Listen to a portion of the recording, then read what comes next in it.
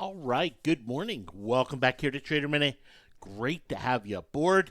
Market with a about a 1.5% rally here this morning, and very interesting morning. It's one where we have a convergence of technicals and fundamentals coming on each other, and they both fly in the face of what the fears are out there in the market. And keep in mind the fear tone in the market has been very heavy, and that is something that has existed in the markets throughout almost the entire year. Just this heavy fear element.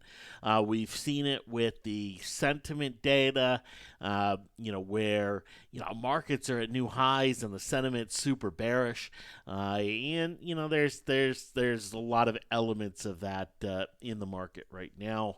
But we have this consolidation that we've talked about. And, the other day we talked about how these consolidations tend to resolve themselves. They tend to kind of up and down, up and down. Then, if they're going to break out to the upside, they hit the top target and then pull back to the midway point before breaking out. And, this one's about as picture perfect as they come when it just comes down to just the breakout element. And, if you keep in mind these types of breakouts, you look at the low end, so 282, the high end, 292. It's about a $10 range here for the SPY. So you'd expect about a $10 breakout. And that takes market back up to new highs, right? And that is the kind of just the chart pattern element associated with this. But when it comes to a lot of different stocks, this morning's action's a very strong breakaway gap, and one where the technical action is very bullish, very positive. We even saw on Tuesday when the market was down that even some of the market metrics like the bullish percent index, it failed to drop, right? Failed to drop. And now today with the market rallying, it's rallying strong. And, this is a very bullish element. We continue to see the market vibe be bullish. And, it's one that probably that bullish control is only going to increase. Now, what happened? Well, trade war drama, right? The he said, she said, all of that stuff. And, you've seen the news there. But, we have the U.S. and China. They're now going to talk, right? It's last year, my daughter in 6th grade, and one evening I heard my wife and my daughter, they were talking about school, and my daughter's talking about who's talking to who and who's not talking to who, and all of that. And when it comes to the China-U.S. trade war drama, that's just what it sounds like. It sounds like just the sixth grade gossip page. And, yes, there are many more global implications to it than there is to a 6th grade gossip. But, it is just one where Monday, the rumor is that trade talks aren't going to happen. And then, okay, now today trade talks are going to happen. And, it's not over. We will continue to have the ebb and flow of the drama. That will not go away. But when you add, you take that, okay, we're going to talk, and you add that to what was a really strong ADP jobs number this morning, you have something that the market goes, you know what? We've had a nice little dip in the economics. Are we ready for that next rip? Are we ready for that next very positive side of things? And when you start to look and break it down from a chart perspective, the answer is absolutely yes. So we had the market dealing with that here this morning. Now the challenge, we have one position on the board, and that is Apple. Let's go and do what we got to do here. Apple, it's up, about 390, almost 2% here this morning. And let's go get the option value here for it. Get out of here, Microsoft. Yeah, I'll talk about Microsoft here in a second. And so Apple's trading at 475 here, so we'll pop that in here to our value, 475 on Apple. And that does not look right. Yeah, I grabbed the wrong option. 630. Yeah, that looks a little bit better. Okay, so it puts us in a small gain for Apple here, and running here with that. Now, there are no new signals on the board here as it sits this morning, but we do have some crossover action coming into the watch list. JD.com, has a nice 3-7 crossover on it. I'd be surprised if that's not a bullish signal by the end of the day. Johnson & Johnson has a 3-7 crossover on it. U.S. Steel has a 3-7 crossover on it. Juniper as well. All of these have just too high of consolidation risk here this morning, but we'll see how it plays out at the end of the day here. I would not be surprised to see Juniper trigger bullish. It is one where it came off a low. It's actually hitting off of a higher low with a breakaway gap here. There's a chance that it does trigger here. So we'll kind of see how that, plays out by the end of the day. And this is kind of that rare chance where, the Stowe 39.1 is below 20, but still has a chance to trigger.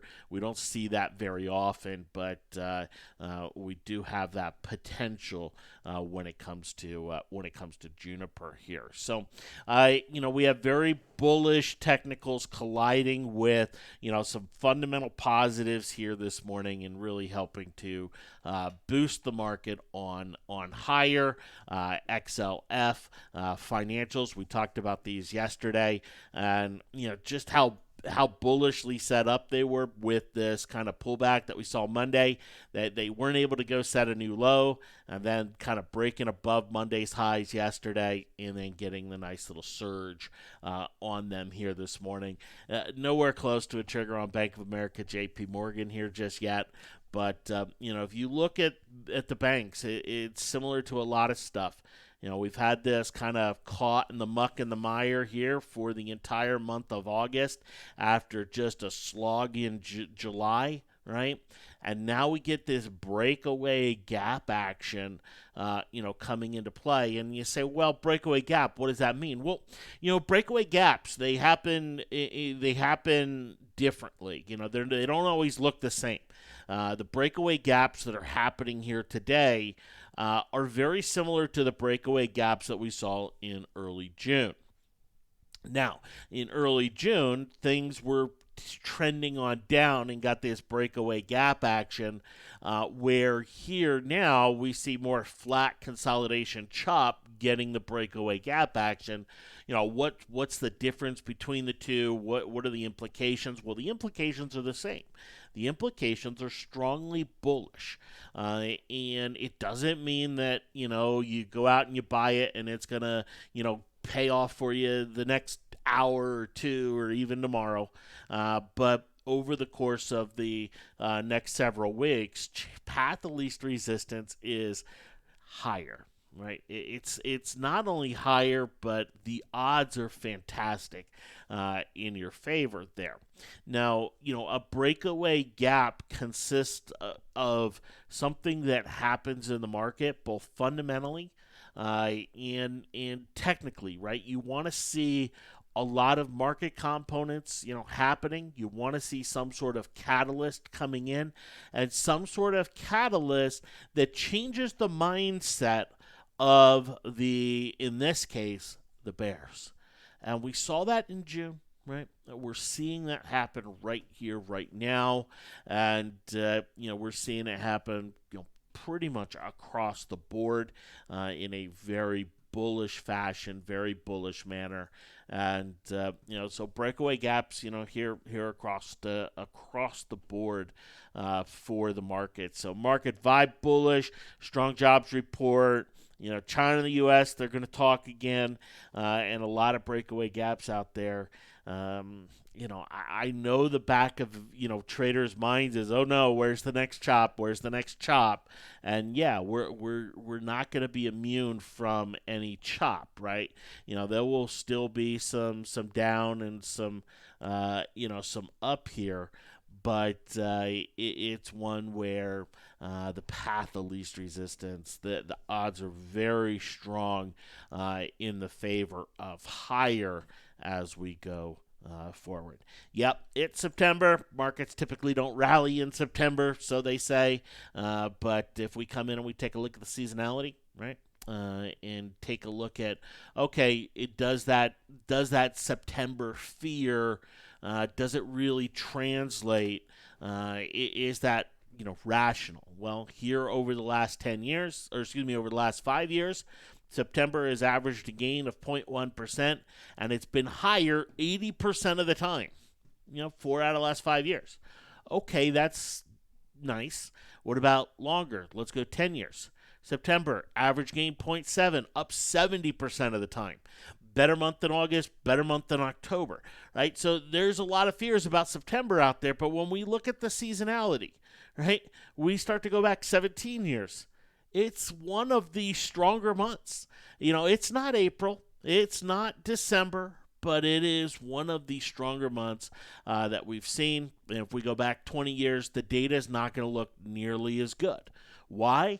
Well, September is now the worst month if we go back 20 years. Okay, what's happening? Well, we basically take the two big bad bear markets. We take 9/11 and we take 2008 into an account, right? If we block out 2008 and 9/11, September is very positive, or very much in line with the rest of the months over time. Now, is it warranted to block them out? You could argue that, but the point being here is that September is not this big bad bearish month that a lot make it out to be, and we see a very bullish turn here happening today. All right. Was emailed very early this morning about Microsoft. And, yesterday I exited Microsoft for the challenge. And if you go back to the video, my comment when I exited Microsoft was I hate to do it, but challenge warrants it, but it's going higher. And it's not the first time that I've said that. In fact, I said that on a Disney trade. I've said that now on Microsoft, and I said it on a Visa trade that we made. And all three of them, the stock went higher, and in some cases, a lot higher. And it's one of those where was asked, okay, Jeff, is there any way you can step in and decide to hold and just hold these a little bit longer when you really like them? And the answer is yes, I can, right? That power is there. I can do it. I'm not restricted from doing it. But at the same time, right, it's not something I'm going to do very often. Why? Because now that comes down to a decision being made and not really running with what the algorithm is, right? And the more decisions I throw into it, the more times I set in and go, well, I'm going to decide to do this, or I'm going to change it this way or that way, the more the less valid the actual running of the algorithm really is, right? And ultimately, it is the vehicle that I look at and I go, okay, over the long haul, its decision-making process is going to be better than mine. And it absolutely has been. But yes, there are those instances where, we're in a trade and we look at it and we go, yeah, you know what? It looks so good. Why am I getting out? And that's going to happen. We're going to have it happen a lot more. It's one of those things that's just going to be part of it. When we add that, a little bit more of a hindsight factor, here to it.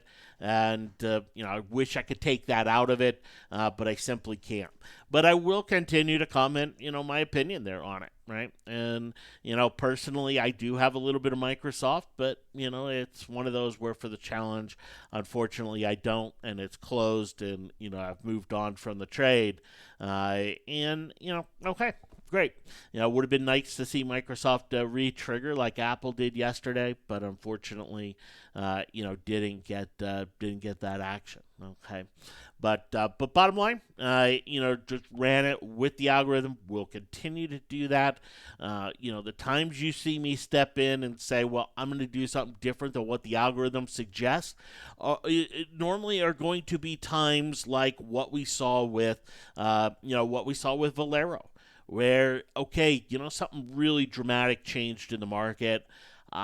Holding that risk doesn't make any sense. Or, what we did with Micron or even Visa, we're just holding that risk didn't make any sense. And, had I played it out with the algorithm, all three of these trades, we'd be down about $3,000 between the three trades, right? And I'm not going to be able to prevent those types of losses on everything, right? Honeywell's a good example of that. But when it's obvious, I will step in and take it. But I will be a lot quicker to step in and pull something out when it's obvious, rather than to take more risk on when it is fairly obvious, like what we saw with Microsoft here yesterday. Okay, so that's the breaks of it. Anytime we're talking about trades and a bank of trades and running trades with a system, you add hindsight onto it, and there's a lot of short-term differences and changes you can make, right? But if we're truly honest with ourselves and we go back and we look and we go, well, had we held this one, well, we'd have a loss instead of a gain. Had we held Valero, we would have had a big loss instead of a gain, right? It always plays out on both sides of the coin. But I do understand the argument of, hey, Jeff, the three times you've said, hey, this stock's going higher, it has gone higher, and in two cases it's gone significantly higher. Should we hold those? And I'm not going to make a big change about it or anything like that. I'll be able to hold them in the future, but you're not going to see me do it all that often. Really, I'll do it when the exposure for the challenge is pretty light, meaning we have one trade on the board, a lot of cash, and I don't want to go to all cash type of thing, right? That'll be the type of situation where I would step in and do that. Feel free to hold them yourself if you would like. That is just fine. But when we look at the 3 years of trade data, right, that we've gathered, that we've put together, that we've done, that 3 years of trade data doesn't have Jeff's opinion on what the stock's going to do afterwards in it, right? It doesn't have that. Jeff's opinion doesn't matter, right? It is run. It is, it is, the data is gathered and, traded and charted based on the algorithm, not based on Jeff tweaking here and there a trade, one or two trades here and there, for the algorithm. Okay. So anyway, just wanted to comment on that, as was certainly was asked about this morning, and I know it's probably on a couple of your mind. Others, you probably just outside out of mind next, let's go, and we move on from here. So hopefully we'll see some bullish signals creep in here this afternoon. We'll see what they look like, on things like JD or U.S. Steel or even Juniper, and if we have a nice signal, we'll go out and take it, and we'll go out and trade it. Thanks for hopping up. Have yourselves a fantastic day, and we'll talk to you this afternoon. Take care.